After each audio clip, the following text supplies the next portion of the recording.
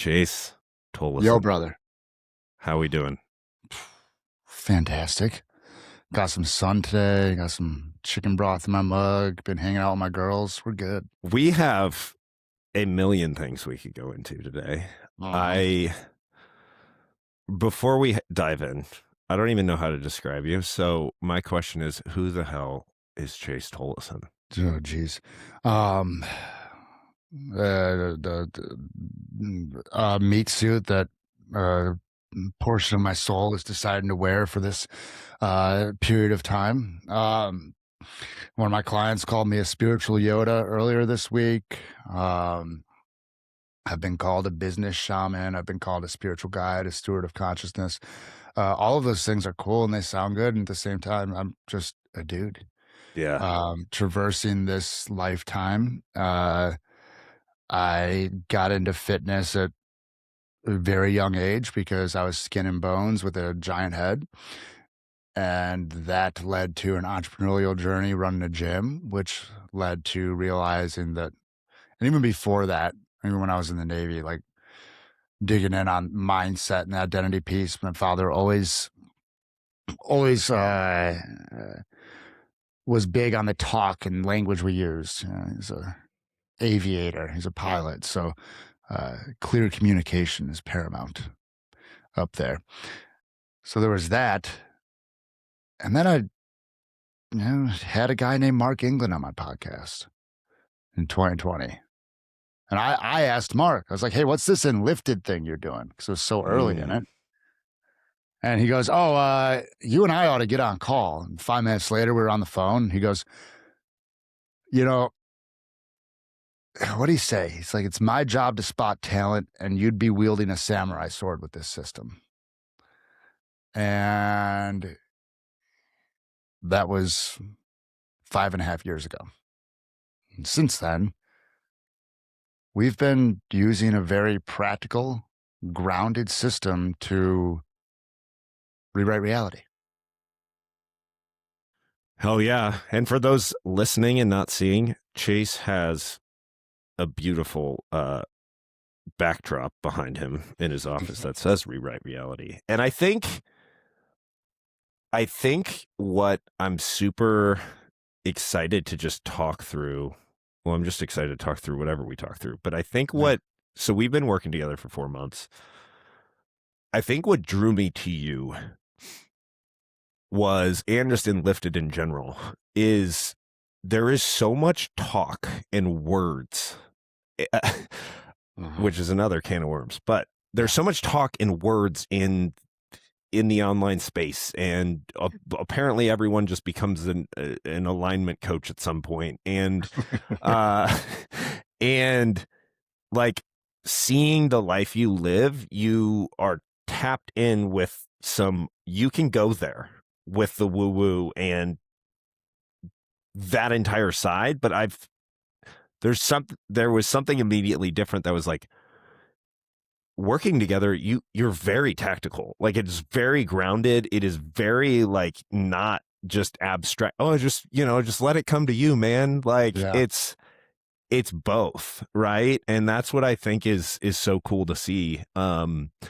So yeah, man, where well, we can just pull that open for a second there, because like, let it come. And at the same time, like, if we are not taking actual action, then we're not actually letting it come. We're sitting there with a dam up going, thanks for trying to come over here, but I'm not going to do anything with that. In one of my tracks on my Mystical Giants album, I open up with, it's not the level of opportunity that separates the successful from the unsuccessful. It's the awareness of said opportunity and the caliber and swiftness of action taken. And I mean, I was out with my buddy, Garen Ashe. Garen's a legend, right? He has a book that sold like 50,000 copies or something like that. It's got like 1,200 reviews on Amazon. He sells personal development packages, that like 6-figure personal development coaching, right? Garen led me through a beautiful visualization exercise. And I shared with Garen the magic of writing stuff down and reading through it. And he took that and used it at one of his retreats last weekend. Mm. Because, and you know what he said? He said, this took me to the place that I take people. It did it quicker and more efficiently. Now, talking about going there, if we want to just bring this full circle to Chase, we'll dive into the woo. Garen ran me through that exercise, and part of it was, without going through the whole thing, part of it was my girls and I, our family of 4, wrapped up after I had this well-paying gig. We went on a tropical vacation for a week. So the next day, still riding this wave, seeing all kinds of 27s everywhere. And I go up to Jewel Osco, Midwest grocery chain, and I'm like, I'm gonna get bananas after my workout. I'm like, I'm gonna get a couple Recess, these drinks that we like. I go, they usually have every flavor, bro. I'm like, are they out? No, they're not out. There's one flavor left. And there's 4 of them. And the flavor was Tropical Bliss. Family of 4, tropical vacation. You know, so like, and some people will be like, oh, it's a coincidence. Cool.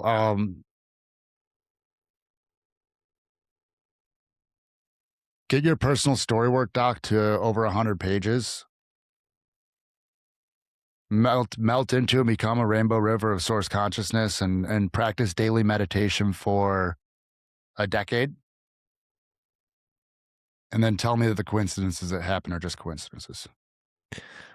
Well, this is a perfect time for me to tell my story about signing up with you. Yeah. Because 5 years ago, 2 years ago, I would have been like, I was one of those people. I was like, yeah, that's a coincidence. Yeah.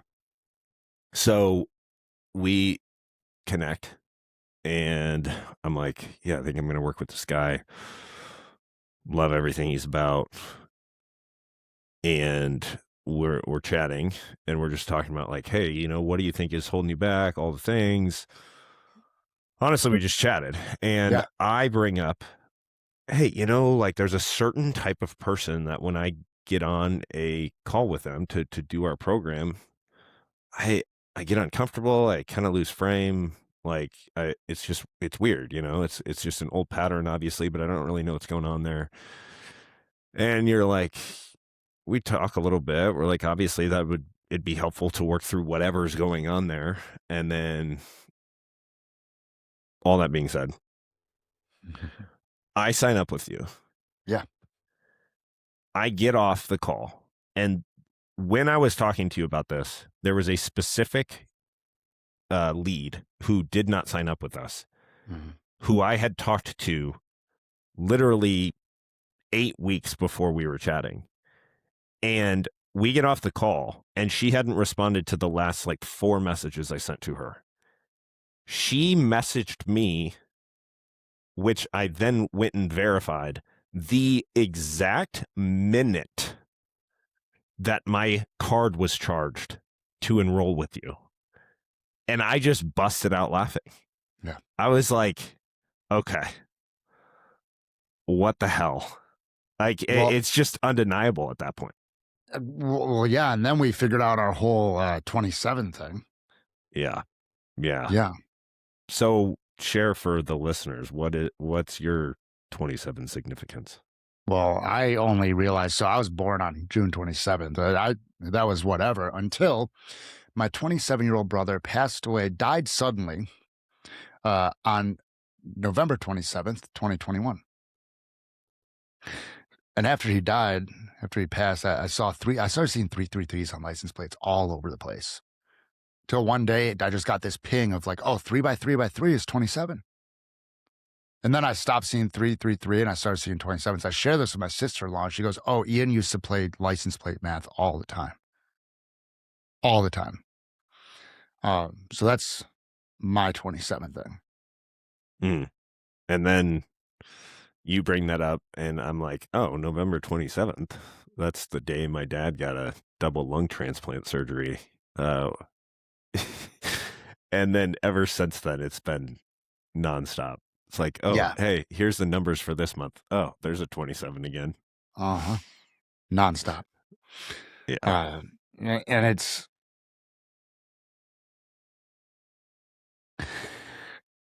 that leads me to like, and we'll go off into the woo for a second here.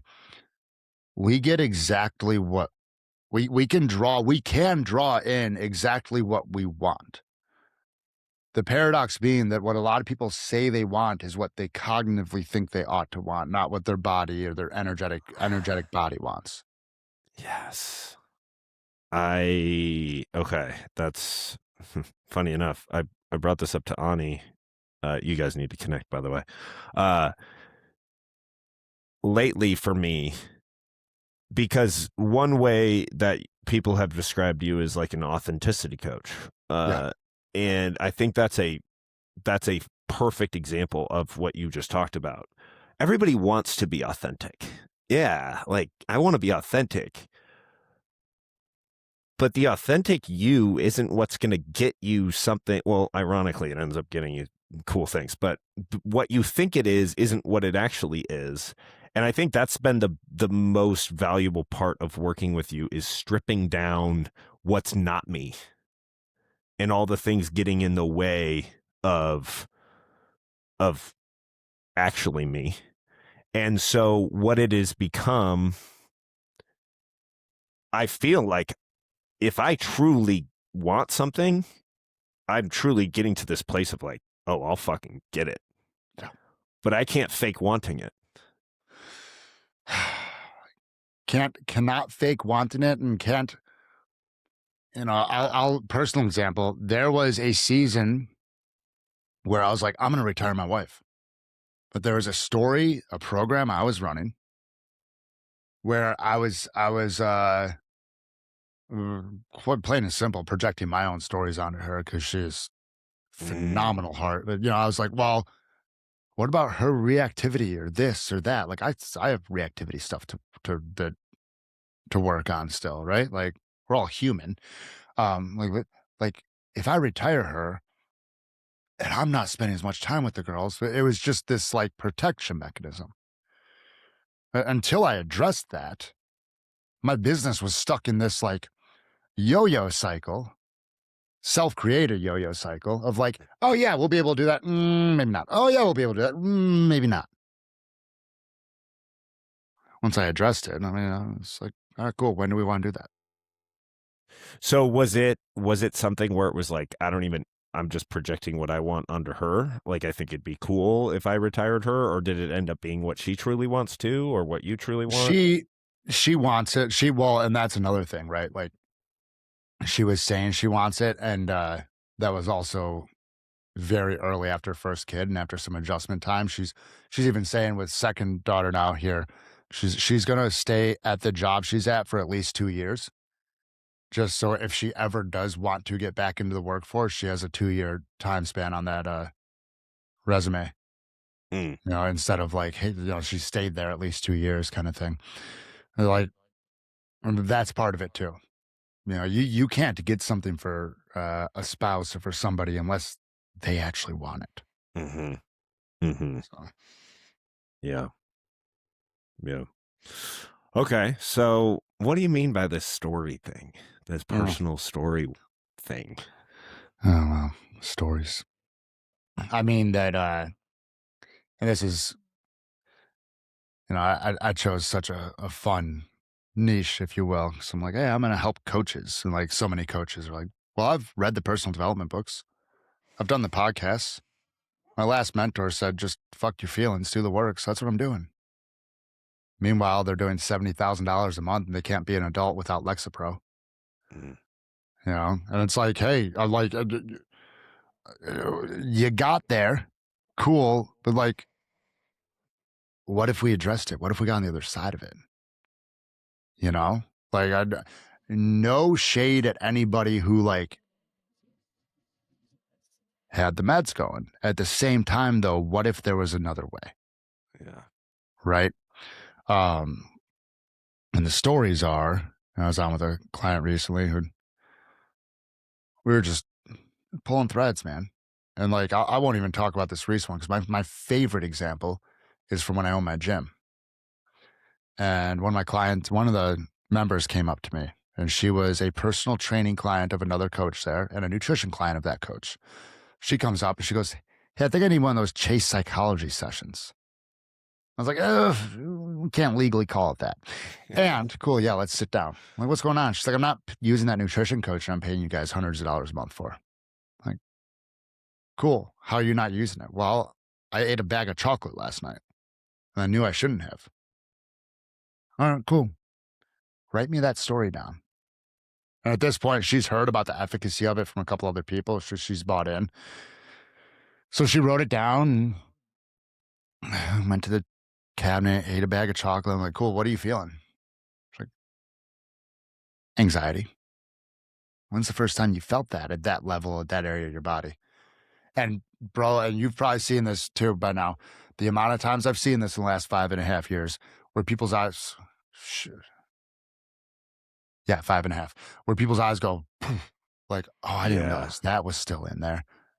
She goes, oh, when I was 12 years old and I was getting pressured by my mom to have a certain body type for cheerleading. So we wrote that one down. We read it out loud, conversational pace. We read it out loud at 80% speed. We read it out loud with breath. And then we got through there. We did where a skilled and lifted coach shines. We just grabbed the sentence and shifted a couple things. A word here, a word here, a word here, until it's a completely different sentence. So that anchor sentence, when she was reading it, was the thing that made her go, ooh, ouch, this hurts. And instead of going, hey, instead of reading that, say this very different thing that I just found on Pinterest, we shifted it one simple word at a time, where her nervous system went, okay, cool, that's just a little different. I can accept that. Okay, cool, that's just a little different. I can accept that. Okay, cool, that, until it's like, oh, we just shifted the entire meaning around this story. Now, as a business owner, it was a little counterintuitive of me to do that because she stopped paying us for nutrition coaching a couple months later because she didn't need it anymore. Yeah. Yeah. So that's my favorite example of like what I mean by stories. And time again, I get on with people that I got a founder of a very well-known wellness product brand right now, who's a client. And like, we're finding layers of things in there. Get on with people that have done 10, 20, 30, 40, $120,000 a month. And it's like, oh, there's these things. One of my clients, it's like somebody who has made a few $1,000,000 in their career. It's like, oh, I've been running off of shame this whole time and I didn't even realize it. And when we go back and find the stories from when you're 14, 7, 4, 8, whenever. Yeah. Dude, it's okay. My favorite part is that you legit just shared the Enlifted method in about 20 seconds. Yeah. That's like one of my favorite parts about this world because it's like there's nothing, it's so simple. And like you said, like so many people are like, oh, I read The Power Now. I'm just being present. Like I get that. But this, you know? Yeah. I read the Kabbalion. I understand that everything is mental. You know? Like yeah. Yeah. It's like really because you've heard me say this too. Yeah, you understand it. You're standing under it. Yeah. Yeah. You know? Like your understanding of it is exactly like is what's keeping people from the felt experience. And it's the Joseph Campbell quote, any feeling felt fully is bliss. And that means like we get to feel it. And I work with people all the time who are like, I can't remember the last time I felt joy. Like, cool. Well, we're going to go into the low range first. Yes. Because the polarity, and of course I just bring up the Kabbalion, but it's polarity. And the range will only extend as far upward as we go downward. Joe Hudson has that beautiful quote, every time our heart breaks, it expands our capacity to love. Yeah. Yeah. And it's that. And when we go back into that stuff that we think we felt, but we've actually been holding on to, and Michael Singer describes it in Untethered Soul as samskaras. Any yogi would describe it as samskaras. That's just where I learned it. We clear those energy blockages up and out. Well, now things can actually move, can flow through us. And this is where why I believe the Enlifted method shines as something that is super practical, grounded in neuroscience, and also, and Mark barely ever says it, forward facing. It's one of the most powerful pieces of energy work out there because it clears every blockage out. And that's why I do 16 weeks to start with people, because like, let's go get all of it. Mm-hmm. Yeah. Dude, yeah, it's oh,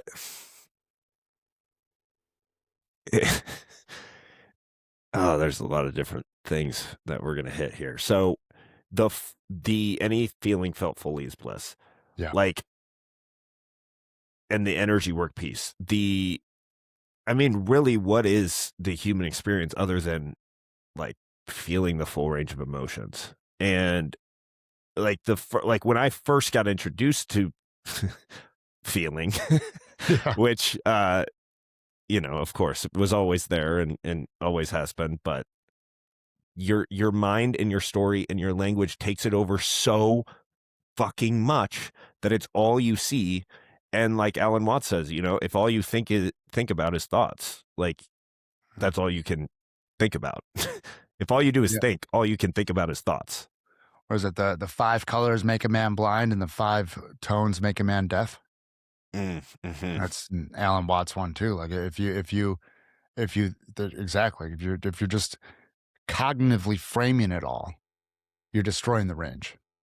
And that's what's happening when someone says, "Oh, I already know that." Oh, Yeah. I know that. It's like, do you though? Like, Well, it's my favorite thing to hear, honestly. Oh, I already looked at this one. No, I'm not. Like here's a list of tells that somebody is going to go through a box of Kleenex on a call with me. I already looked at that one. I don't need to look at it. I don't think there's much in there. I'm not emotionally bypassing here. Like, mm, oh no, I understand. I understand where I got this, and it's from here. Like any of those and more. It's like, okay, cool. Like I get it. Our subconscious has an almost autoimmune response to actually healing itself. But like it turns out the boogeyman in the closet is just this pile of clothes. right. And that's why I love it. It's like, okay, cool. Let's just double check real quick. Yeah, 100%. Yeah. But okay, so let me give, because you've been at this for 5.5 years Yeah. or however long it's been. Let me give my quick understanding of like, for people that are like, what the hell are these guys talking about? Because Yeah. Because please. because I've been like asking, like I'll ask Mal, like now she's probably getting annoyed with me, but every time I'm like, where are you feeling that in your body?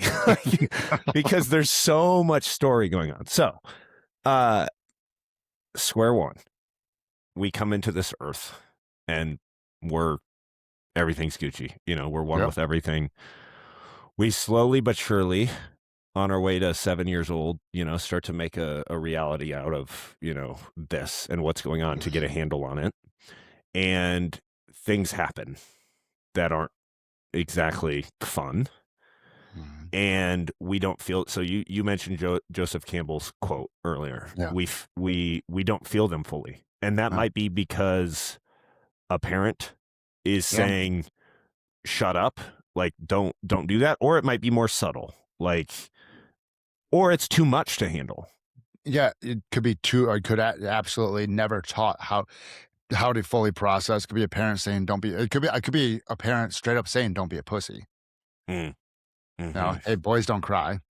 mm-hmm, Um, and it could also be a felt experience of like secondhand embarrassment from a parent, where mm. they think that they are verbally trying to be supportive. Really, what they're doing is they are secondhand embarrassed that their kid is crying in front of people.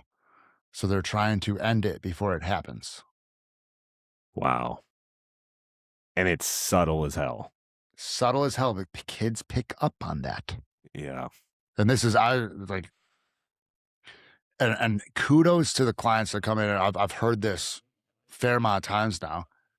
And it's like, I've recognized that like I'm scared that I'm getting judged when my kids do something, and that's the wrong take to have. And it's like, cool, let's look at it. Yeah. Which, by the way, they're not okay with their kid doing that in public because Because, well, and what is it, bro? It's the law of entrainment. Yeah. It's, Yeah. it's the grandfather clock thing. So it was subtle from when they were a kid. So then it's Yeah. just their reality. This isn't Yeah. okay. Right. And they may think that they're being better because, and they are, give them credit, right? Yeah. They're not like telling their kids, shut up, don't cry. At the Right. same time, though, because that story of their parents saying, shut up, don't cry, is still in their body. Something in them is still saying that or still feeling it, even if they don't consciously hear it. Mm. And what we have with the Enlifted method, what I've spent over 2,000 hours now practicing one-to-one, is a very efficient, beautifully simple method to go in and find those things and just throw it, take it and unlearn it. You know, Leonardo da Vinci said, simplicity is the ultimate form of sophistication. Well, dude, that's why I love it so much, because I was that person a few years back that was like, oh yeah, I know, I read The Body Keeps Score. Like Yeah. it's like, and but there was a because when you start looking at this from, okay, so we've gotten to this point where growing up, things come up and they weren't okay or they weren't felt fully and they stick with us. It doesn't move. And prior to this method, I had so much like disempowerment because, you know, I had done some psychedelics. I had done some, like, I had done therapy. I had done a lot of different shit, you know, and you start to hear about, oh, this EMDR thing or this, you know, whatever it may be, body work, the massage work, the limiting belief, like everyone's talking about limiting beliefs. And it's just like, Right. it's so disempowering. And then I come across this method that's like, from my perspective right now where I am, any given modality for trauma or self quote unquote improvement, but just, you know, less suffering is, or less suffering / more joy and more positive emotion is just letting go of this shit. Like, that's it. Like, is there really anything else? That's a good question. If I could see the whole world, is there really anything else? Possibly. Yeah. I'm not gonna speak in absolutes around here. Fair. But you know, yeah, it's and the thing about letting go is we have to actually admit that we're holding on to something. Mm. And to admit that we're holding on to something, we have to feel it in our hands, on our, you know, the fact that we're holding on to it, the fact that we're carrying it. We have to admit that there's been a weight on our shoulders since our parents divorced and we were the oldest and we said that it was our fault. We have to admit that there has been a knot in our gut since the first time we've been dumped. And we have to accept the fact or like be open to the reality that we can actually let go of that stuff and still and be an even more effective version of ourselves. Because so many people, especially in the high performance and the entrepreneurial space, they're like, well, the amount of times that I've on a sales call with somebody, like, well, and literally like they'll get kind of quiet, like look at me like almost like I've seen it misty eyed. And it's like, well, Chase, it's all I know.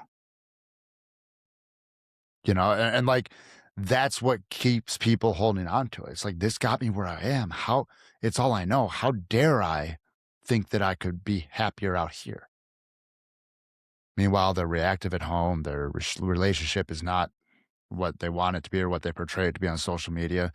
And oh, by the way, the business that they built is actually a cage.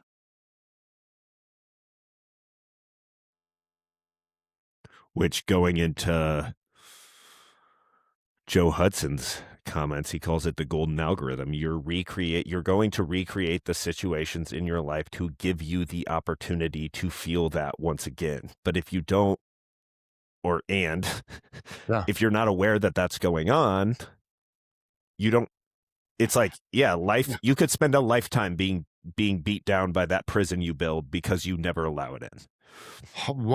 Yeah, I love Joe puts all this stuff so eloquently. And it's like if we had a moment in time where we were 14 and we got angry at somebody in our life because they had more and we had less. And we patterned that in an emotional way and decided to store it in our body that we have less. Mm. Well, now we are going to create supporting evidence. And when our business has a little bit of success, we're going to go, oh, actually, this thing over here looks more aligned. It doesn't look more aligned. Your success just doesn't feel safe. It doesn't feel comfortable and it doesn't feel like home. So let's go back and be on the climb again. Fucking exhausting, bro. Yeah. Dude, I think for me personally, for the longest time, like at what point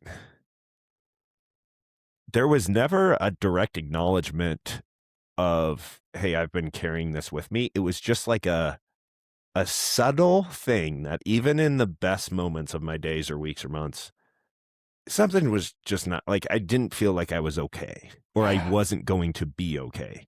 Yeah. But I was so cut off from my body that it's not like it was like, oh, I'm noticing this wrenching in my gut. It was just like a low grade fear, no matter what I was doing. Yeah, it's the stuff that midlife crises are born out of, Mm, right? Because when it finally gets quiet enough, when the kids get old enough and the house gets quiet enough, it's like, whoa, what is that? yeah. Let's start a woodworking shop or buy a Corvette or whatever. Yeah. And there's the whole other side of it. Like, hey, maybe some guys just buy Corvettes in their 40s because they can finally afford it. Cool. Good for you. Um, and uh, to your point, man, it's when we're disconnected from our bodies. What came up for me when you're talking about that is the whole authenticity coach. Mm-hmm. Mm-hmm. Yeah. I heard Mark Gaffney say this first. He's got some interesting takes across the board. He has some good ones though. And he said, if we are all each our own puzzle piece, then that is where the individuality comes in. And we all fit into this tapestry and are part of the all. Now, if at any point we fail to be, we are less than our full, raw, most authentic selves, there is literally less divinity in this world. And when we are our most authentic selves, there's more. And to me, that something is wrong. It's a disconnection from God, from divinity, from what this may be taken a certain way by people who believe that it needs to be called something. Call it whatever you want. I'm Yeah. like, I'm good. Just believe in something. Mm-hmm. Um, because that and to me, we're coming a full circle back around to the stuff we picked up, the emotional baggage, the levels of the human existence that the lifted method works on that we have no way of fathoming. That is our connection. When I was talking with a more new agey lingo with somebody a few years ago, I'm like, hey, well, if we are a conduit through which source to flow through, Mm-hmm. and that conduit has blockages, well, it's going to find an easier way to flow. And that's when it feels like God has left our lives. Mm. However, if we go in and we find the blockages, well, now God has a more, if God is viewing existence through a multitude of tiny pinholes, and each one of us is a pinhole, well, if we clean off the lens more and more, well, God's going to look through it more. And that will feel millions of times better than any sort of external achievement that we think we want. Bro, I coach entrepreneurs, right? Like I'm a business authenticity coach. I coach business owners. And I'm over here like, I'm good with 50K months, man. Yeah.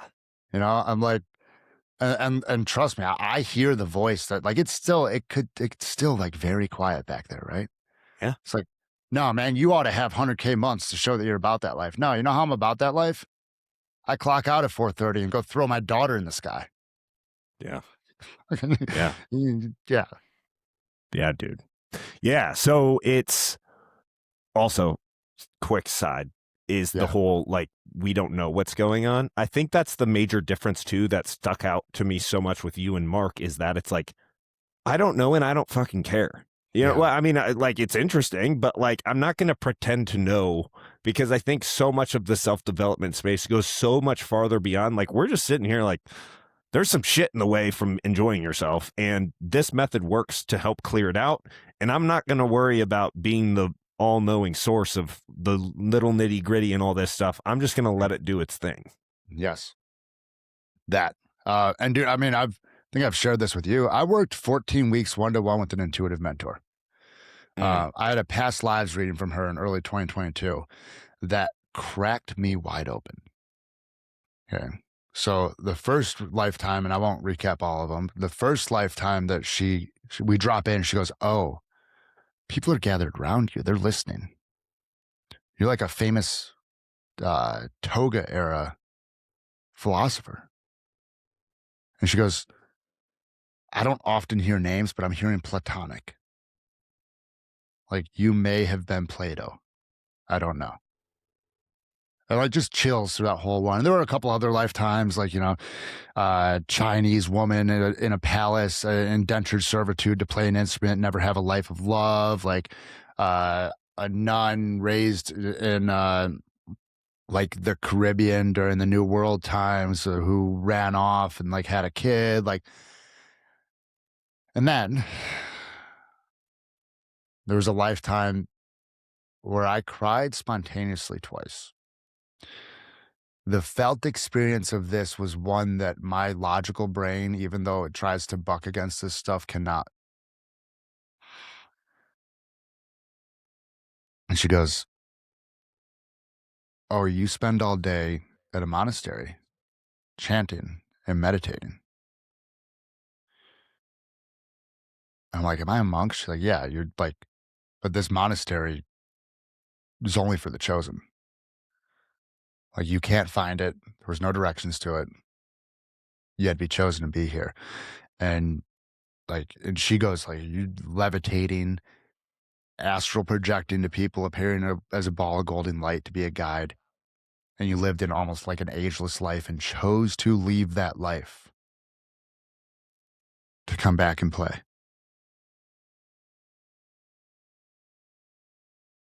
When I say that I was like, and we'll go off into the stuff that we can't explain here for a second, that my energy field, if you will, was like knocked off while it recalibrated for like the next half an hour after that call. I sat down to meditate, and that was the first time that my meditations got to a different level. Mm. And ever since then, my meditations have been at a different level. And as I say this, the whole conversation around the jhanas, well, maybe it's because I just, yeah. So I've done that. And after that past lives reading, I asked her, I was like, "Hey, I see you work with people one-to-one to like open up their gifts, right?" So I've been down that side of things. I worked with her for 14 weeks. And I even told Mark about this, and he like in the car, Mark keeps so much stuff close to his chest, and I know he gets this stuff. He's just come full circle like this, and he knows that. Yeah. Because I was in the car with him. It's like, "Yeah, so I'm doing this, and I figure like I'll do readings on people, and then like, and he's like, "Yeah, cool, man. I'm not smart enough to understand that stuff. You served ibogaine to people. Get out of here." And I mean, I did readings on people that had them like chills down their spine of how accurate they were. I would be on calls with my mentor, Krishanti, and my whoop strap would read 90 minutes of REM sleep. I think I've shared this next one with you personally. We were doing a day where we weren't doing readings on anybody else. We're just working on my stuff, finding answers for Chase. And this is not the day that I channeled a message from my dragon, and something came through me that I still cannot repeat verbatim, but I know about what it said. She's like, all right, I'm going up planes in my mind's eye, right?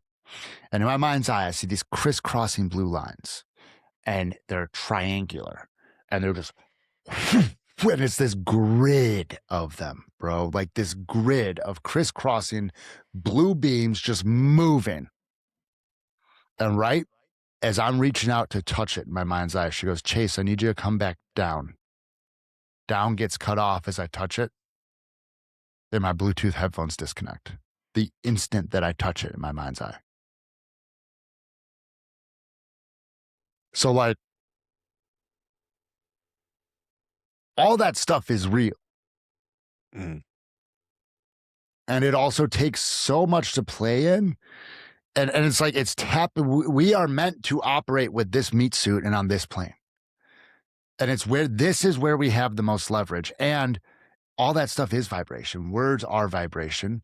Reality is vibration. So, like, if words are vibration, then it would stand to reason that if words are vibration, emotion is vibration, they can all store in our body, then the words we speak, the words that are stored, and the emotions that are stored are one of the biggest levers that we can pull to alter our vibration. Mm. It's so funny, right? Because so someone hears that and they're like, I want my meditations to be on that level. Yeah. But what percentage of the time are people chasing that because they're not okay to feel good right now? That. Yeah, meditating to bypass as opposed to meditating to feel. Yeah. You know what's happened to my meditations? And I made a post about this one a couple weeks ago, Sunday. Got home from my parents' house, and it's one of those, like, I got 2 kids now. My daughter's a toddler. Had kids in my mid to late 30s. And I got in my meditation. I was listening to a Joe Dispenza track, trying to go to, like, gratitude, right? My body was like, let's look at the fact that your parents are going to have to make it deep into their 80s for your girls to, have them around and this and that. Bro, it was a 30-minute Joe Dispenza track, and I just let it happen for like a good 20 minutes plus of that track. I was in my chair sobbing. You know how fucking light I felt after that, though? Mm-hmm. Let it happen. Yeah. Any feeling felt fully is bliss. And something happened in my meditations when I got into the Enlifted work. Because you can see the stories now. So when you get quiet enough, like, different ways to skin a cat with meditation, and it takes me 5 minutes, maybe 10 minutes on some days to, like, stop seeing the stories and just drop all the way in. Mm-hmm. When you can see them, though, that need to, like, oh, I need to be quiet. I need to stop this. I need to stop my thinking. No, it's all just stories. Let it come in. Yeah, I think that's been a huge leap for me lately, is the jump to, because at first you notice a pattern, or you notice a story, or you notice a feeling. But then there's a layer. Like, there's layers and layers and layers, and it is what it is. But like, during one of our sessions, what came out, it wasn't even like a huge thing at the time, but it's been coming back to me lately. One of my stories, at the end, you asked me, what does this mean about you? And I said, you have no reason to be feeling the way you feel. Mm. And I've been thinking about that ever since. Because to go about your life feeling that it's wrong to feel the way you feel is not very chill. And, like, any feeling felt fully is bliss. What is wrong? Like, who's going to tell your body it's wrong? you have no reason to feel the way you feel. And let's keep the negation on there, right? Right. You have no reason to be the way you are, Mm-hmm. I mean, same thing. right? You have no reason to be who you are, Mm-hmm. right? And it's like, all right, cool. Now let's flip it. You have every Yeah. reason to be who you are. Yeah. And I think that's one thing I do is I'll drive home the actual meaning under the hurt statement a little more before I start flipping it positive. Mm. Yeah, I like that. Um, Mark looked at That's me. Go ahead. go ahead. I was going to say, I know you meant Hertz, Hurts, but Hertz, Hertz as well. Yep. Yeah, that's Mark looked at me during level 3 verified last year. I did the OG level 3, and of course, if they're doing a new thing, I'm gonna do it. It's Enlifted. I'm Chase. Um, and he had watched, he's like, "Bro, why'd you make that guy cry?" I'm like, any feeling felt fully as bliss, bro. It was in there. You had to get it up and out. Yeah. You know? The I mean, dude, that was a I took Izzy to her first day at daycare 2 months ago. Mm. And it was crazy going there. I mean, I wasn't even worried. Mal's like, you're going to have to take her for the first week. I was like, yeah, whatever. I mean, dude, I think I probably pushed 10 years without crying at one point in my life. And now I see it as an opportunity. Like, I welcome the shit out of it. And so I ended up bawling when I dropped her off. And afterwards, I call Mal and I'm like, still crying. She's like, oh no, what are we going to do? What do I, all the, I was like, there's nothing wrong. Like, we're good, and I think what helped me with that concept before I embodied it was just, if there's words around an emotion, you're not feeling it fully. Yeah. And that's, I've gotten to like step 3 with people before. After the slow read, and they have this light bulb moment. Like, oh, I get it. Blah, blah, blah. I'm like, I don't say this actually. I'm like, shut the fuck up. You're right. Read it and breathe. And then sure shit. Like, yeah. I mean, and there's good therapists out there. That's the big problem with talk therapy, right? Mm-hmm. Talk therapy. Yeah, we're just gonna reason our way around this thing. Yeah. Yeah. And most of the time, I won't say most of the time. I've seen a fair amount of times where talk therapy helps people to reinforce their shitty stories that they're carrying, as opposed to go in and get them up and out. Yeah. It's like, oh, hey, by the way, here's talk therapy and here's Lexapro. Right. Yeah. So, okay. So you make it to 7, 10 years old, whatever it is, or I mean, it keeps happening. Yeah. The natural solution is, I don't like this. It's not okay to feel this, or you have no reason to be feeling that way. Well, I don't feel that way when I am making more money. I don't feel that way when I'm getting likes on Instagram. I don't feel that way when I'm drinking. Yes, you do. Yes, you do. Right. Yeah. I love that. But as far as I know, or at this point, I'm just, when I think about the prospect of having this house and this car and this job and these friends, there's just this unconscious agreement that these activities get around your blockages and for temporarily. And I think a huge thing that I've been thinking about lately is like, that achievement isn't giving you the thing. I was telling my brother-in-law this. He loves to travel. He loves it. And I'm like, it's not that the travel's giving you that feeling. It's that for once there's energy getting through your obstacles. So it's a tricky motherfucker because we experience that and it's really just fully here. Yeah. but we associate it with the thing instead of like, ooh, if I get rid of the obstacles, I could be feeling this all the time. Bro, you talk about travel. We were walking down the beach in Punta Cana one time. Myself, my wife, my sister-in-law.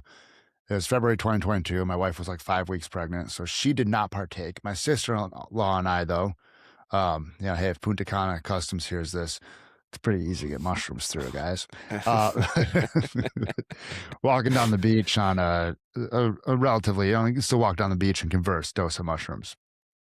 And my sister-in-law goes, "Are the colors brighter right now, or are the colors always this bright, or is that just the mushrooms?" And my response was, yes. I says, both. They are always this bright. And to your point, the mushrooms were acting as a thing, as a mechanism to say, hey, look how bright this is. Let's quiet all the noise in the background. Take this all in. Yeah. And to your other point about the money, the amount of times people have looked at me and wondered if I'm using witchcraft, and I'm inside their head on sales calls when I go, so I'm willing to bet that like when you got to that $30,000 a month, it didn't feel how you thought it was going to feel. So then you thought 50 would do it. So you went to 50, but it still didn't feel how you thought it would feel. And then you started falling out of love with your business. And they're like, take my money. Yeah. You know, it's rampant, man. And I fell into it. How do we think Chase knows all of this? Right. Yeah, it's whether it's the revenue, the toys, the house, the vacation, the plastic surgery. I mean, psychocybernetics, right? Maxwell Maltz. Maltz. He was a plastic surgeon. Oh, yeah. That's Yeah. right. Yeah. And then he wrote a personal development text that became like the basis for like Tony Robbins' work. Right? Because he was in there fixing people's nose, and he's like, oh, these are the people that actually get happy. Yeah. Yeah. We- That is such a beautiful way to back into that. Yeah. People getting plastic surgery on their face because it was like deformed things and accidents. Yeah. Yeah. I think a big part of this too is like the natural thing is people just hear the rich person saying money didn't make me happy, or the fit person saying, and there's also different angles on this right now. And you got Hormozy out here literally making ads. Listen, I won't help you. I'm not going to say I'll help you build a business you enjoy, but I'll help you make money. You know, sat in his interview with Tony Robbins and talk about like somebody who tiptoed up the edge and decided to say seems to say fuck that, or he's just leaning into his brand. But I sat in his interview with Tony Robbins and goes, my motto is fuck happiness. And then Tony almost brings him to tears a couple times. mm-hmm. And then he goes and starts putting ads out about like, I'm not going to say that I'll help you enjoy your business. I'll help you make money though. And and then on the flip side, to your point, there's also people who go and make a lot of money and then have these realizations, go, oh, money doesn't buy happiness. It's like, I don't know. What if you build from the right spot to begin with? Because if we build from shame, we build from inadequacy, we build from all of that, success is going to have that story's signature all over it. Mm-hmm. And yes, will you have more resources when you do want to make the shift? Sure. Will everything else still be good and Gucci in a way where you actually where when you do make the shift, it doesn't require burning it down? We'll find out. Will you be alive to see the day? That. And that's, I mean, I put that reel out yesterday wearing the jacket in the chair. Will you be alive, or will other people that you care about still be alive? I was wearing the jacket that I wore at my brother's celebration of life. I told this story about being at the celebration of life, and look at the picture board and see myself not in these pictures from family events and memories.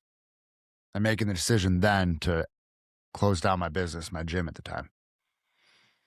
Like, no, we're done. We're just going to go full bore online and we'll figure it out. Mm-hmm. And it's like, so often as an entrepreneur, we're like, well, I'm going to stack millions and then in 5 years, I'm going to retire.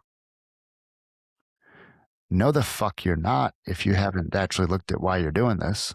Yeah. No, like you think you are, but like you're going to get to where you have this cushion.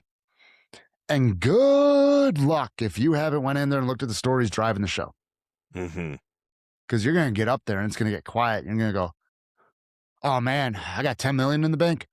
I'm still playing small.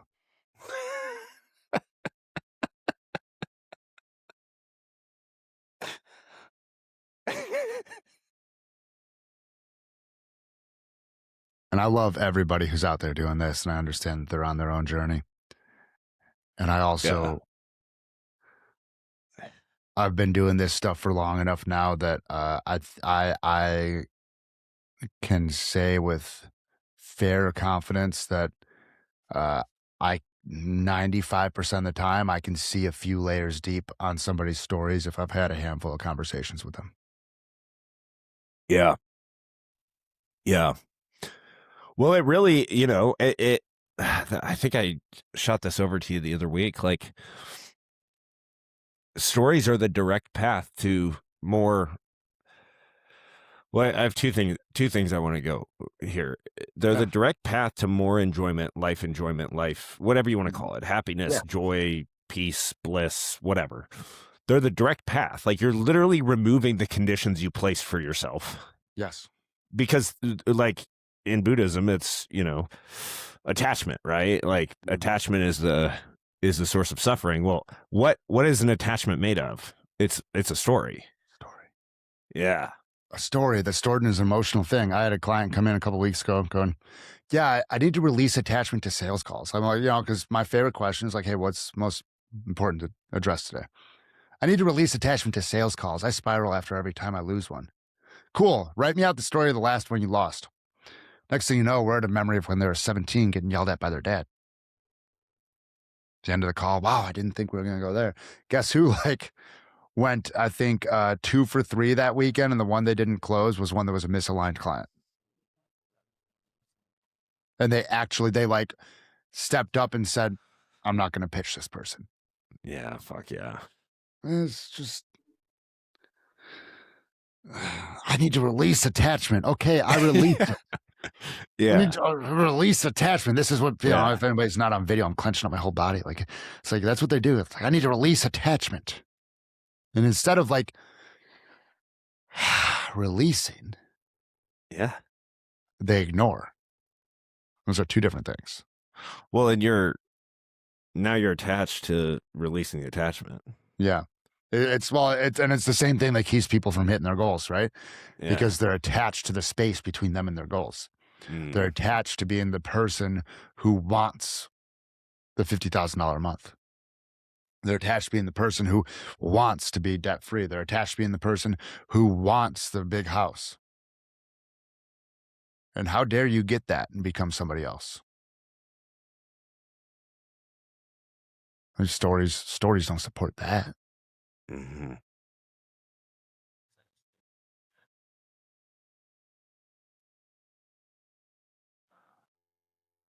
Yeah, dude. It's literally, I see it as this. Sometimes that story is a 50-year path. Like, sometimes 50 it's years in the future. Yeah. Yeah. Yeah. Sometimes 50 years in the future. Yeah. And I'll say this, you work your stories enough, because I know there are some people in the space who are like, don't trust your gut. Your gut was made to keep you safe, this and that. Fair. Like venturing out away from the fire was dangerous back in the day. And those people have absolute shit systems for mindset. That's why they're telling people not to trust their gut. Mm-hmm. Right? And that's interesting, actually. Because I think that's come up for me a lot lately is this, well, I was trusting myself 5, 10 years ago when I did that blah, blah, blah thing. But Yeah. literally, as you said that just now, it's like, was I trusting myself or was I in my head? Like, Yeah. I think maybe, yeah. This is why I do the 10-year vision, man. Mm, I think talking about yours, like with how much clearer you've gotten the last 4 months, rewriting one, yeah. you know? Um, is when we do that, we take it through the 4-step process. Good luck not feeling the thing that makes it make sense. What is a sense? It's a felt experience. Makes sense. We sense it. And that's the compass. It's not this like, oh, do I trust myself? Let me think about it. Let me analyze it. Let me be super type A. And like, hey, respect to the people who spreadsheet everything in their lives. And it's like in our heart, in our body, when I come up to this fork in the road, which direction takes me further from that feeling and which direction takes me closer to it? Because we know if we get enough of the stuff out of the way, we know. Yeah. I think that's why I love, this work. It naturally brings up what's most important at the moment, like there's layers. Layers. God, and I do my little patented chuckle half the time. It's like people will be like, "Oh, I didn't realize that one was in there. Wow, I thought I cleared that pattern. Wow, thought I got over like not having. I thought I got over the compartmentalizing things is not the same as getting over them because they are literally beating on the door, and we shove more and more in, and they're beating on the door, making noise, or something big happens that we can't fit in that compartment, and we open the door to try to get it in there, and everything else comes spilling out. Hmm. Yeah. I think that's a big reason why I was able to handle the sudden death of my brother so smoothly, we'll say. Um, I spent the last year, it had been a year inside the Enlifted method, and I went deep into clearing stuff out. Oh, wow. So then when he died, I got on with my buddy Dave Robinson. Dave's like, dude, I got a call for you. I think we did 2 calls. I think we worked 7 stories from that 24 hour. There was one from a couple days later when I saw my uncle hug my dad and support him and realized, or it was the next day, I saw my uncle hug my dad, and that fucking broke me in the moment, dude. Went out to the garage. I was crying for like half an hour. It's like, oh, cool. No more brotherly hugs. Wow. Yeah. But, because I had felt everything through, when I saw my uncle hug my dad, I didn't go grab a fifth of whiskey. Mm. Like, 2011.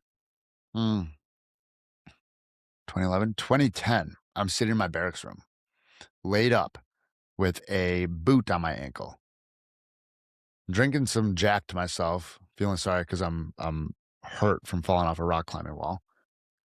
And then I find my old Camaro that I paid or that I sold to pay for LASIK because the Navy told me they would give me a SEAL contract. 5 days before I went to contract in 2010, that SEAL contract got ripped out from under me by an instruction change. I had an arrest on my record. I was no longer qualified to get that contract. So I'm sitting there in my barracks room, already pissed that I'm working in engine rooms and not trying to go be a trained assassin for um, entities. Well, yeah, and That's part 2. yeah, well, I'll keep that on there. No, that's a But, later podcast. yeah, and I'm sitting there all right, and then I get on this forum because I'm like, hey, I'm going to be going on a deployment where I get tax-free money, I get combat zone money. I'm going to buy a new Camaro. I'm like, wait, maybe I'll buy another 80s Camaro again. The top for sale ad on this website was my old car. Yeah, dude, shit like this been happening to me for longer than Um, that was the first instance of like my mom getting oh, everything happens for a reason. I told you so. Mm. And like I drank a fifth of Jack, feeling sorry for myself because I wasn't going trying to be a SEAL, and I was, there's my car that I sold. I drank a fifth of Jack because of that. When I saw my uncle hug my dad, and I realized I'd never get another brotherly embrace, I didn't go grab a couple of morphine and pop them, and Hmm. I went and cried.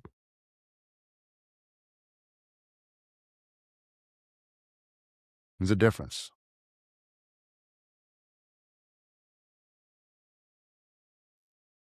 It's amazing how much sense it makes Mm-hmm. once you like. I'm looking back, like I'm hearing that. I'm looking at kids. I'm looking at how I want Izzy to grow up. It's like makes a lot of sense. And it's wild how unplugged or disconnected from that we are. And I'll say, have I ever sent you my one book draft that talks about like the river and time is a river? I don't think so. Yeah, this is from like 2022. Came down in the basement. This is when I was still interacting with cannabis a little bit more. Um, I was just had this thing come through me, and I have this paragraph in here. I fought this energy for a while, or was that exactly where the energy wanted to flow for me to end up where I am now? This is the paradox, because to even write about this force implies that there are any parts of it separate from ourselves that we have, and that we have any choice in how it flows. Can we actually choose the flow, or is it another illusion of free will? What creates this illusion of separate from the pieces of this experience and from each other? Why is the illusion of time? Our shared hours are the only way any perception of an experience would happen. Language is funny like that, leaving breadcrumbs along the way to help us see the clues to help find the flow to fully feel the force. Time, you see, is the river through which this energy flows, and also the energy that flows through this river. Except for time, there's not one directional river. While the immediate experience may be rooted in time, we can also influence this timeline both forward and backward.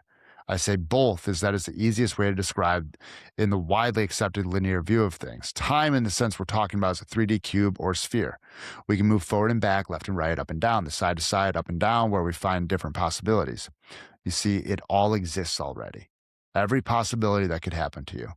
So while you might be able to influence your current path forward or backward, that forward influence might just end up moving you up and to the left into a whole new realm of possibilities that you previously imagined. I could keep going, but that little chunk in there came to mind.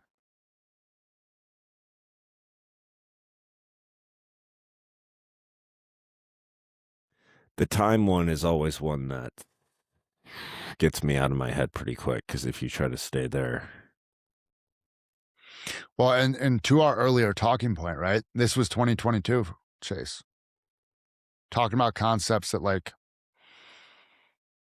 hey, that all reads pretty good. Like if I expanded that into $10,000, $15,000 words, or 10 to 15,000 words, I sell a handful of copies. Right. Ooh, spiritual texts. Time is imaginary, Yeah. And let's look at the words there. Hour, O-U-R, hours, H-O-U-R.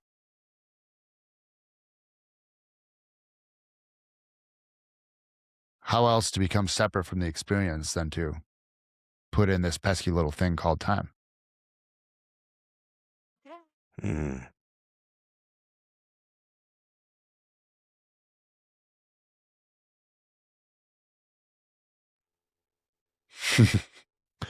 See, well, so we're like, this is a hilarious one to me because, like, on the one hand, I'm like, oh man, the only problem is that I'm creating a problem that doesn't exist, and Uh-huh.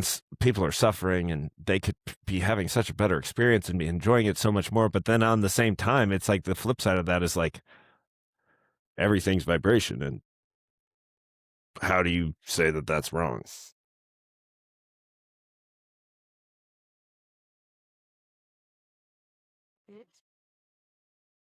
Well, and now we're getting into,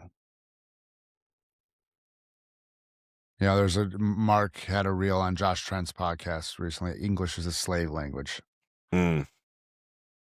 And now we're getting into the idea that, well, if the vibration has been manipulated on a mass scale, Mm-hmm. then yeah, Mm. it's wrong. Yeah. If it has been infused with fear, if it has been infused with guilt, if it has been infused with shame that has been named humility,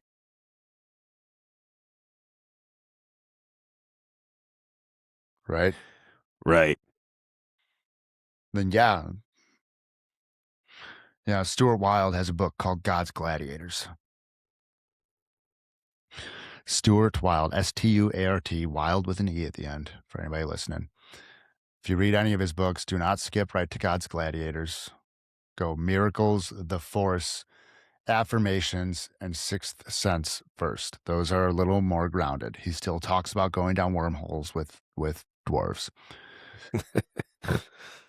And Stewie grounds all his stuff too, right? I think it could be in The Force, where he talks about, you get to a point where you could hang up a shingle and advertise psychic services, and you're only halfway there, and it is limiting your journey to play in those waters. You are only halfway there as far as like being in touch with the Force.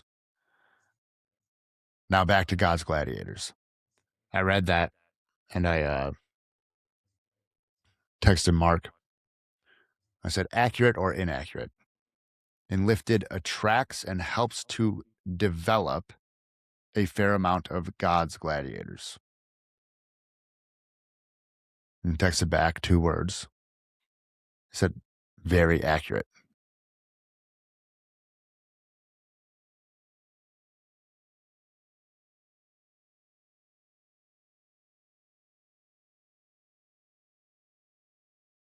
Yeah. I mean, that felt sense of, it'd be one thing. It's one thing if I'm going out there and I'm like, hey man, Yeah. wake up. It's another if somebody, if I'm coming to you, I'm like, hey dude, this ain't it. Like, well, and this is the biggest grandfather clock thing, right? That a God's gladiators aren't out there shaking people awake. They're just being, right? They are the biggest grandfather clock in the room, helping to alter the vibration, the pendulum swing of the room. I remember a Mother's Day a few years back. My sister had both our side of the family and her in-laws to her house for Mother's Day, and her 2 sister-in-laws and one of their husbands were sitting at the table talking with me. And I'm leaving, and they thought I was out of earshot. Like this wasn't like one of them goes, I feel so much lighter after just talking with him.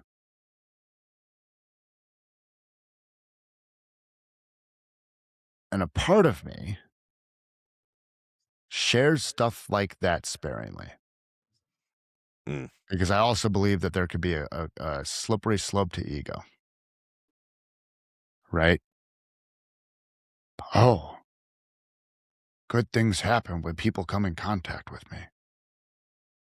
Yeah, or maybe it's just part of the path. right. Like at this point, I'm the stories of the Buddhist monk masters who like live on a shack in the mountains. So I go, teach me. I was like, I got nothing to teach you. I got nothing to teach you. Yeah. And that ends up being the lesson. Yeah. Yeah. The grandfather clock thing always reminds me of the Hawkins scale of consciousness, where I mean, basically, if humanity's right around like 190 or whatever, right under the threshold of power versus force, and Uh, he just talks about like the logarithmic scale where the more like one person at level 5, 6, 700 makes up for like hundreds of thousands of people at level 10, 50, Yeah. anything below 200. Well, let's bring it back to authenticity, right? Mm-hmm. The last few years, it's been parroted around the internet that authenticity vibrates higher than any felt experience. Mm. No shit. It's like, Yeah. you know, and to your point earlier, a lot of people have never felt authenticity. Authenticity is the thing that helps you become the conscious observer of your reality. Mm. Because you see the things before they happen, before it comes out of your mouth. I mean, you become Neo in the Matrix. You see the ones and zeros of how you are operating and how some other people are operating. Um, Sitting in traffic at a stoplight today, taking my dogs to the groomer, and I so two straight lanes, then three left turn lanes next to that, and I was stopped till there was an exit from a parking lot, so I stopped there. So it's the right thing to do for people to cross, right? And the guy next to me stopped too, and people were going, and I could hear him through both of our windows that are rolled up go, "You're welcome," because they weren't waving and saying thank you. So I rolled down my window because I still have some fun, y'all. I roll down my window. I look at him. He rolls down his window. He goes, "Nobody even said thank you." I go, "Yeah, and I just do it because it's the right thing to do, not for the recognition." I roll my window back up. Dude, it's so funny because it's like this. Have you heard of hand-in-hand parenting? Uh-uh. Joe Hudson actually recommends it, but Okay. uh, it it's about what you'd expect. It's let your kids have their emotions. It's an outlet. Yeah. And the thing that they're having the emotion about is not the thing. It's just built up and the energy needs to come out. And Yeah. so if it's about a freaking toy in the aisle, just let them freak out. It's fine. I mean, don't let them hurt themselves, but Right.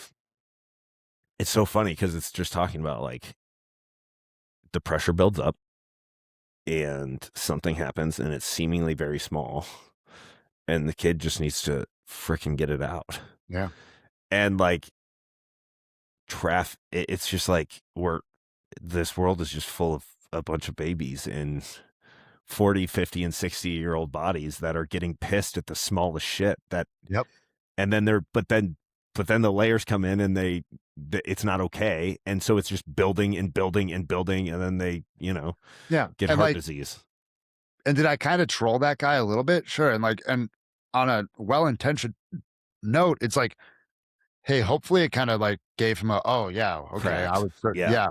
And at the same time, if it was the thing that pushed him up over the edge to actually feel something, good. Right. Like Stewie, he calls himself Stewie in his books. Stuart Wilde says at one point in one of his books, it's like, at a certain point, you won't need to hang a shingle and advertise your services. People's days will just be better from walking by you. Back to the grandfather clocks. Mm-hmm. And like, it does not always need to. All of that, I hear everything I say. I'll sound like Mark for a second there.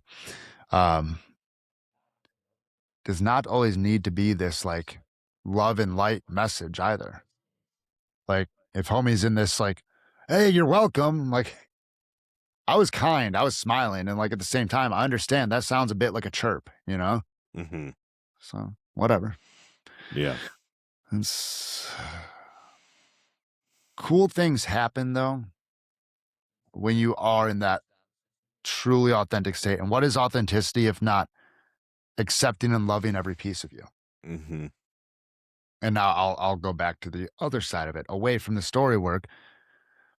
Garen ran me through something recently, and he was like, it was the whole visualization thing, right? And there was a piece of like when he was going through these "I deserve" statements. There's a piece of me like this hokey spiritual shit, and I was like, hold up, I know what that is.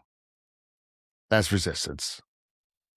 Like that's a story somewhere. I don't like. This isn't like the mode to like sit down, write it out right now. That's a story somewhere.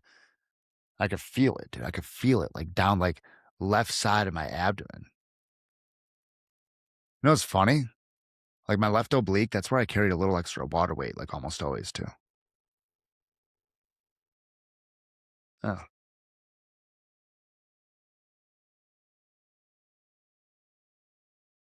it's all words and stories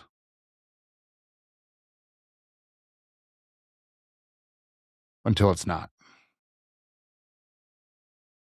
Yeah. Yeah. Words and stories are in the way of what is not. That's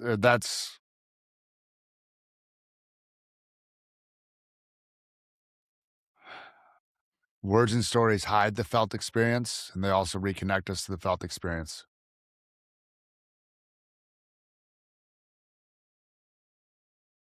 Yeah. Yeah. Oh man. What cracked me open on the language piece before I even made any sense of it and before I connected to the felt experience was there's this guy named Peter Ralston. Okay. His flagship book is The Book of Not Knowing. Okay. And like in one of the workshops, he just pulls a chair out and he's like, there is no chair here. And dude, so this was a few years back. That it took me an hour contemplating that to even understand what the hell he was talking about. And I think the degree to which you're yeah, I mean the degree to which I was caught up in language was the degree to which I was cut off from feeling. Yeah. And I'll say this, like cut off from feeling. Most people are disconnected from feeling, and being disconnected, we're actually a master to it, or we're actually letting it master us, as opposed to us mastering it. Right? It's I'm disconnected from my feelings. Oh, they're connected to you, though. Like, Right. Right. and that's where people, hey, you just got to master your emotions. Just got to, move regardless. I'm like, I mean, that's one way to do it. Mm-hmm. You can get the tactical, practical results, but I got a better way. And I Enlifted is such a beautiful the words and the stories. I first heard Mark on Barbell Shrugged in 2017. Right. I went through vocabulary, core language upgrade. I remember had hit my little MacBook on our kitchen, on our living room table. And Sarah, she's like, I can't, his beady little eyes. I can't watch it. His eyes are so beady and little. I told Mark and Adam about this, and they laughed. And Adam's like, "Yeah, it's something we've worked on since it's Mark's eyes." But she just Sarah caught on to these beady eyes of Mark's on core language upgrade. I'm gonna have to go look at those lessons and Yeah, just check it out. yeah. Um, I went through core language upgrade 2 or 3 times in 2017. Like I was like, yeah, words. Like what was I doing though? Like, and it worked, right? For what it was, I was taking and like if we talk like, in aviation, you have trim tabs for the airplane to like trim it to do level flight. Mm-hmm. Well, my trim tabs were all fucked up because that's the emotional blockages in your body, right? So I was taking the words and I was manually controlling the stick and the rudder and the throttle to keep this thing on by controlling the language, controlling the language, controlling the language. And I talk about this in my book that if we, because I'm writing a book on words, what it really is going to get into the emotional stuff under. If we constantly have to reframe, I talked about this at Will Nelson's mastermind too. I'm like, reframes are getting more and more popular. And if we constantly have to reframe, it's because something under the surface is pulling a lever that says that these words are what we're feeling and what the program is running. And until we go back in and judiciously rip that out story by story, you're just polishing a turd. Mm. Dude, that's what I did with breath work, with meditation, with everything under the book. Yep. It it just managing, avoiding, and not connecting. Like all these things, if they're not connecting you more to the essence of yourself, it's just another, like you said, polishing a turd, just another thing that we're making an unconscious agreement that is going to make us worthy or enough or okay later. And it just reinforces it. I saw something recently in the last couple of days that Tim Ferriss, like the personal development by addition guy, has come out recently and been like, it's all a trap.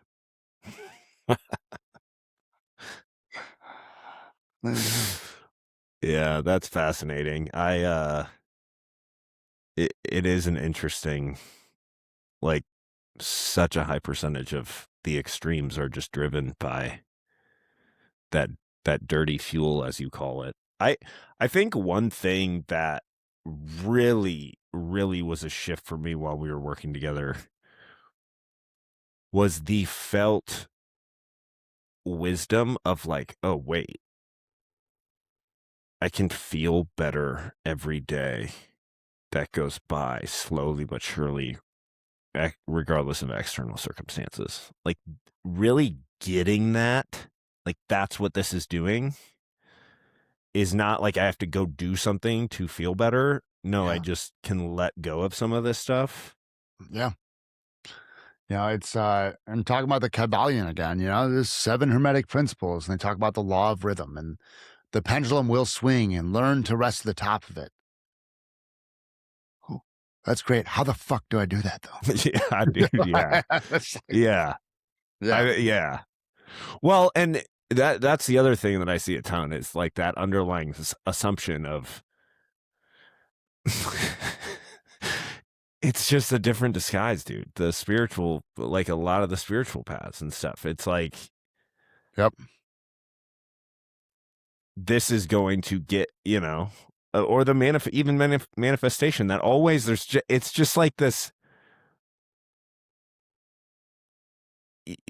I'm just trust falling. I'm giving back to the universe and trust falling, so that I can XYZ.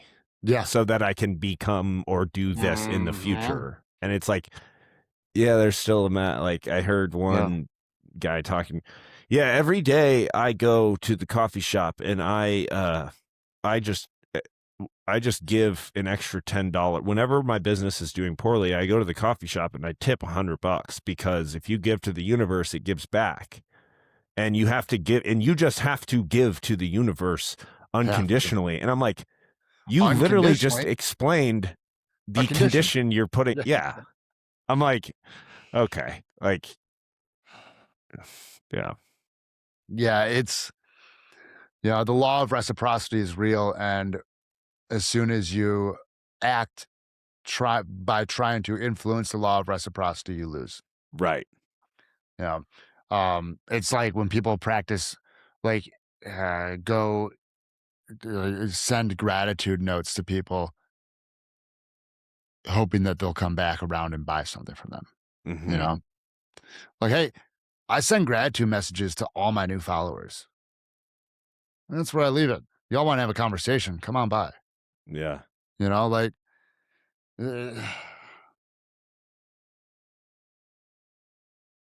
Bledsoe said to me one time, he was on a podcast I recorded with him, when you can be completely obsessed with something and completely detached from it at the same time, that's when you win.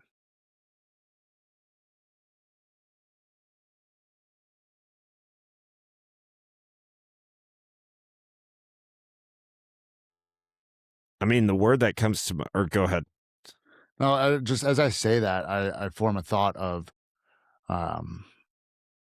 where I receive a thought, I see a thought, I experience a thought of when you can be completely detached from something and still feel the experience wholly. That's mastery. The word that comes to mind for me with that description is play. Yeah. What if it was all a game? What if this is all a game we came here to play? Yeah. Yeah, because it ends. It will end. So I've heard. Yeah.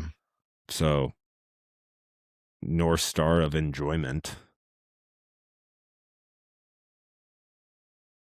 Can't Yep. enjoy the future.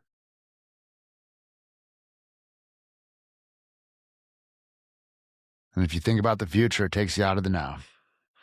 And there are a lot of people, and like for me, for so often, like if you would have told me 10 years ago, like, hey, you're not living in the now because you're, oh, I gotta, like, that thing's real. That's coming down the, like, I was obsessing over open loops that weren't really open loops.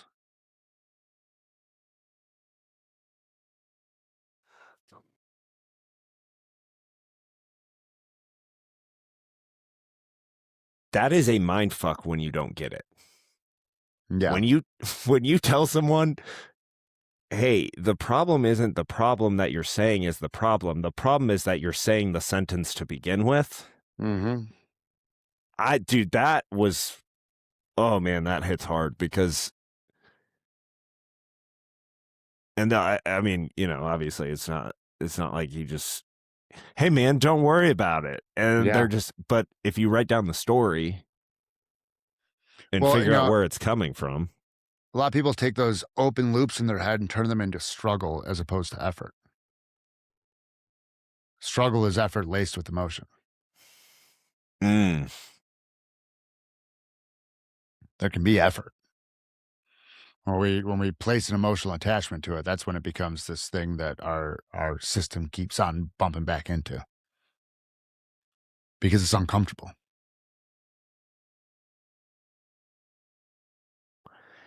Yeah, I think I mean, man, this popped into my head like an hour ago that I wanted to bring up and I forgot. And of course it came right back up. The ironic part is more work gets done on the other side, or more effective work. More effective work, more critical. I mean, bro, you hit a record month last month, right? Yeah, as of like today or tomorrow, I should be beating that, by the way. And we Back got to back. 5 All right, days cool. left. We'll Yeah. get you a new testimonial recorded. Then, Yeah. yeah, I hit back to back record months.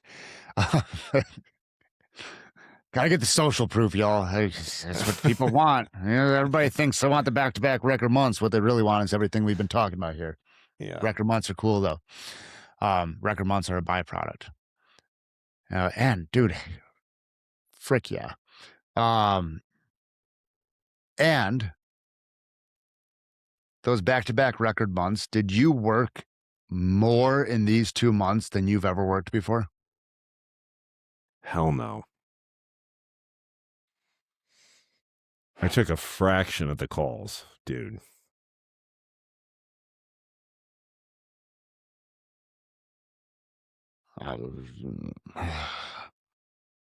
What created that?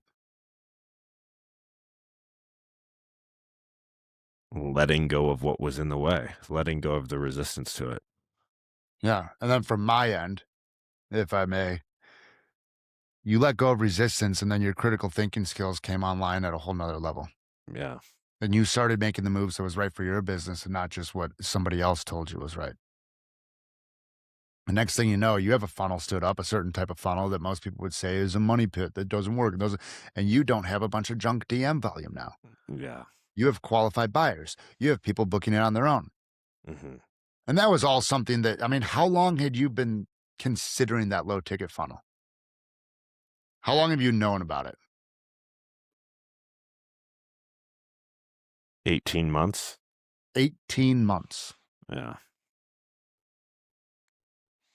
You got quiet and you decided, I'm going to go try this low ticket funnel. And you executed like a motherfucker on it. Yeah. Dude, I didn't even, Bro, I just like built that one day. I Like know you messaged me. You're like, hey, I just built this last night. I'm like, fuck this, dude. And this is, yeah, I mean, if I may for a second, this is like par for the course. Like, when I work with especially online coaches, like, it's like so often people come in, and I don't remember exactly like the first few weeks, but like they're like bouncing everything off of me. Because like oh, that's what dude. business coaching is for so many times, like bouncing Yeah. everything off. And then and then all of a sudden it's like, hey, so I built this funnel. Yeah. Yeah. And it's like, by the way, what's your ROAS on that funnel right now? 4. 4x ROAS without having to spend all day in your DMs? Yeah, dude. I'm having like 2 to 5 conversations a day. And I was making less having like 50 plus 50 to 100 a day before. Jeez. Like it's literally like 1%, 5%.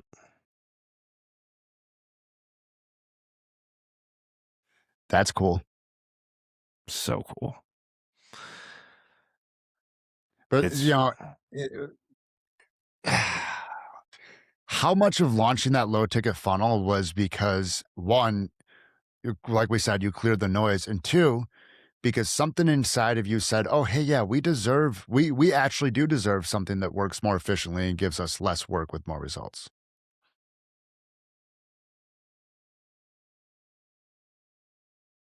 Maybe not that narrative per se, is something along those lines. I mean, yeah, 100%. Like, Yeah. and and I think like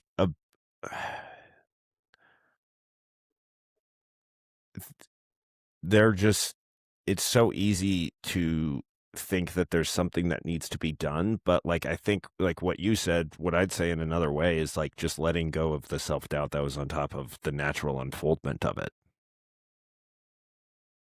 Yes. Letting go of the self doubt that was on top of the natural unfoldment of it, because how dare it be natural? Yeah.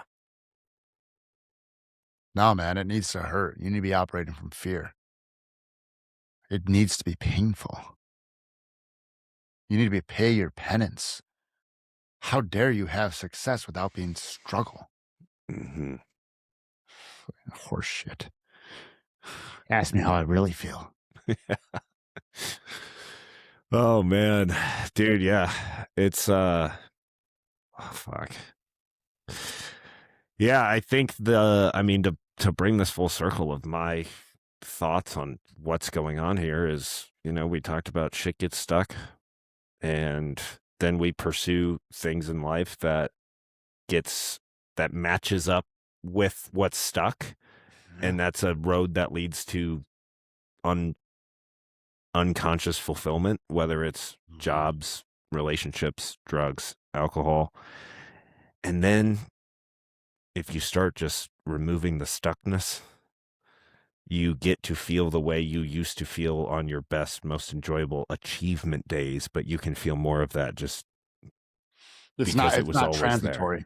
Yeah. Yeah. Yeah. No. I mean, first time I squatted 405, I felt good for like 10 minutes. Yeah. Ah, dude, if you would have told me I'd be doing a summer of kettlebells outside without any body composition change to, I mean, you can build a body with kettlebells, but Yeah. like not in the like it's truly like, hey, let's just go enjoy this and feel good. Yeah. My workouts are like 30 to 45 minutes. And to be fair, I worked out at a gym in Arizona that had like just this playground of machines. And I've been a free weight dude for well over a decade now. Mm-hmm. My basement's all free weights. I came home like, wonder if that gym up the street, sure enough, they just did an expansion with like all like Arsenal, Prime, like all the cool stuff, Dude, right? yeah. Yeah. Yeah. Um, so I do 3 days a week in there. But I go in like, and I do a drop set per movement. I work up to heavy, drop set. I'm in and out 30 to 45 minutes. Yeah, sick, juicy pump. come back home, be with my girls. Dude, my Herman and I, my assistant coach, head coach, we're just talking about this. It's I have a special place in my heart to go hit a full body machine workout with like one, maybe two sets of each. Take it to failure. I don't even care what the numbers are. I'm just going to push myself. Get out of there. That's a great workout. Yeah, It's so fun. it's so fun, and it's proprioception, mind muscle connection, core to extremity, all that stuff's great. And like, get on the Arsenal has this pec fly that has the arched back bench. It's got 2 pivot points. Oh yeah, my gym in Denver had that, dude. Bro, The incline one? It's like it's inclined, but like it's arched, like the Yes. back is like bent. Yeah. And Yeah. like you get to the top of that thing and it gets so heavy because of where they have and it's like, good luck ever getting a pec contraction like that with a dumbbell bench press. Right. Right. And Dude. it's, yeah, that stuff. Yeah. Yeah, that shit's fun. I'm coming out of that season of life. I feel like I was in that season of life for a while, so I'm just gonna hit the kettlebells, get some movement like that in. But Love that. 3 days a week are that season for me right now. And then 2 days of like free weights and functional stuff. yeah, that's cool. I'm sure I'll probably end up going in 1 day a week to just hit some go throw some music. Go throw in, actually, this will be a good plug to end this podcast. Go throw in the Mystical Giant Spotify playlist. Oh yeah. And hit a full body pump sesh. Love it. Well, this was fantastic, man. Thank you for coming on. Of course, man. That was a freaking blast. Where, speaking of said podcast, or playlist, music playlist, or what do you want to share? What are you up to? YouTube. We're gonna spend a lot more time on long form. I just bought I'm ordering $5,000 worth of YouTube equipment soon.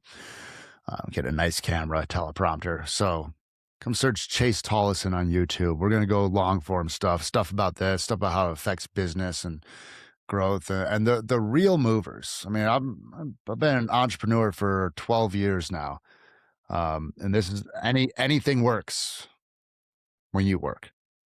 And like not when you work, but like when you're able to work. So YouTube and then Instagram, Coach_Chase_Tolleson, and we got a book coming out. So one question that I meant to ask before that, but I'm new here. You get 10 minutes. You get to give instructions to the entire globe of human beings and they're going to take 10 minutes one time on one day. And you get to give the instructions on what they're going to do. That will help them, in this case, be more authentically themselves, be more of their own puzzle piece. And it's only 10 minutes and a one-shot go? Yeah. Huh.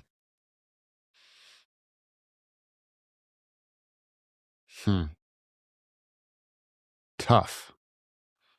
Because stories I like, we need multiple rounds in there. Smoke 5-MeO DMT with the journal nearby.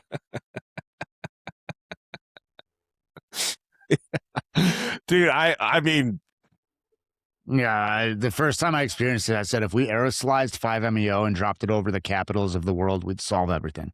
Yeah, dude. I mean, oh man. All right, so I guess this is becoming our preview for a future episode now. Because that's like every time I see like people I know or people out there, I'm like, oh, I wish I could just slip something. Well, it's like lives. If I could aerosolize that stuff and just like walk up and like, yeah. That's unethical, but Oh, that's awesome. Yeah, that's fucking awesome. That might be the best answer I get of all time. That's awesome. All right, man. Appreciate you. Appreciate you, man. It's a blast.